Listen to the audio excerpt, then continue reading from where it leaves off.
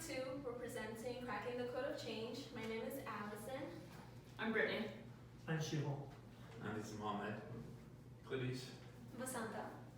And we're going to take some time talking about how changing companies is the best solution, but you have to do it in a very delicate manner. We'll go through the steps of what has been successful, not successful, and how we can learn together. So as far as what the data shows us is anyone who's trying to make changes within the company, leaders are looking to do all these things that they read and they're over bombarded with information. But if they get mesmerized by this, they're 70% more likely to fail instead of to make actual good changes that makes the market survive. These changes are very important because with time, technology changes, the way people shop changes, there's new things that come about. So in order to stay in the business and survive, they have to make these changes from within in order to survive. As far as what the data shows us in this article is that there are 2 theories. This was very focused on bigger and larger institutions and companies compared to small ones, but they're able to find that with theory E and theory O, they're still showing very good profits if used separately, but there's a lot of harm done with both, so the best solution is to combine them together. For theories E and theory O, we can see the differences are based through economic value and organizational capability. With theory E, it's very focused on making the money. It's a very hard way to go about making changes in the company. It brings a very stressful atmosphere and culture for employees as they're very likely to get fired or laid off with all these drastic changes in order to make the most profit. This kind of competitiveness brings us to view our company in the USA. That's something we mostly see. As far as theory O, everything is spaced within. So anyone from the bottom to the top, they have to work as a union. The goal is to work together to get to the goal. However, it should also be independent. So if someone from the bottom is having some sort of problem, they want to either escalate it or find a solution themselves. That way they're easily able to move around and find better solutions. With this kind of trust and teamwork, they're able to bring more profits together, work as a union, and this is something we mostly see in the European and Asian culture in business. As far as the 2 theories being combined, this is a very hard part. It's not easy to bring them together. Having a lot of people come forth in the table and bring their ideas, you have to kind of eliminate something that's not going to work out with the structure, or even like test it out, but it's not going to be the result you wanted. You also have to eliminate the people that are not with the same vision or goal end of mind, so you have to dismiss them from the company. This kind of brings kind of a fear into employees because they feel that there's no loyalty. However, in order to set up a great company culture, they have to have some sort of incentive for everyone to work together and get that profit. And we'll take to Yep, like Allison said, usually company will do transformation by combined theories. The question is we have different order to implementing these 2 theories. There are huge difference between different orders. We will talk about first O, then E first. We will take Champion Corporation for example. They go into O in the beginning. They spend years to create a company culture of mutual funds. Then they switch quickly to E. Layoff and downsizing destroy all psychological contract. We can conclude the theory E is difficult to follow theory O. Secondly, for first E, then O, we will take General Electric for example. At GE, CEO Jack Welch began his sequence change by imposing an E-type restructuring between 1981 and 1985. Total employment at GE dropped from 412,000 to 299,000. In this phase, Welch adopted an O strategy in 1985. He started a series of organizational initiatives to change GE culture. And the GE achieved a huge success under Welch's leading. For first O, then E, usually this process requires 2 CEOs because in most cases, even the best intention effort to rebuild trust and commitment really overcome a bloody past. That's the disadvantage of first O then E, which is the exception of this rule. And next sentence. The last combination is implementing E and O in the same time. time. We will take Asda, an UK grocery chain, for example, in December 1991, when the retailer was nearly bankrupt. Nomad laid off employees, flattened the organization, and sold off losing business. In the meantime, during Nomad's 8 years as CEO, Asda also became famous for its atmosphere of trust and openness. Nomad complete this feat by improving following aspects: goal, leadership, focus, process, reward system, and consultant. And I do not have. So my conclusion is companies should secure value of shareholders and the future of the company in the same time. Less hierarchy, mutual trust, create an atmosphere of healthy communication, build a close tie between employee and the company by reward system, less dependence of consultants.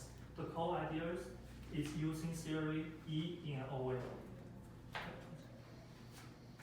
So after we heard the advantage and the disadvantage about the two theories, so what is the best to use? Is it to use E instead of using O, or O instead of using E? So the best way to use it is combine E and O at the same time, but you have to make sure that you are taking the perfect step. If you are not doing it right, you will the result will be disaster for the company. So it needs to be with the great will and skill and wisdom to achieve the both theory O and E at the same time. Otherwise, just use one of the theories. At least one of the stakeholder or the shareholder will be beneficial from using one of the theories, like preventing any disaster result or anything that happened for the company. So this is for the choosing between the two theories. So what is the conflict or the confronting the tension between E and O goals? It is obvious that if you have the conflict confronting the tension between them, you will secure the value for the shareholder. And that will lead to keep the business running and for the future of the business. And the more important thing is building a corporate culture for the company in order to achieve in order to success in combining the two theories all together. Okay, so the importance of corporate change. So organizations typically don't act on change right away. Kind of take some time. They follow through with other companies to see how they're doing, and if they're having a success rate, and they usually go for it themselves. I know change, whether it's schools acting corporate companies or small businesses, I know it's an uncomfortable process, but at the end, in order for a firm to have success, they have to follow through with the positive change. So many companies tend to do small minor changes instead of large changes, typically because it's less expensive. One, the workers tend to have a higher success rate in terms of adaptation, and they never want to change from a small technology to a large technology, because if it does fail, for example, all your costs have gone up, and the initiative to go forward will kind of also fail. So it's more of a positive approach. But the companies that do tend to go for the small minor changes typically do end up failing, because these changes, these large changes, have been tested prior to being set up. And so pretty much in conclusion, as companies tend to change, whether it's a small or a large change, typically you want to adapt right away. So we've talked about a lot of the complicated stuff when it comes to using theory E, theory O, and using both of them. So I want to give you some of the basics and examples that we've seen from using these theories in an actual company. So the article that we saw talked about two different paper companies. One is Scott Paper, and they use theory E.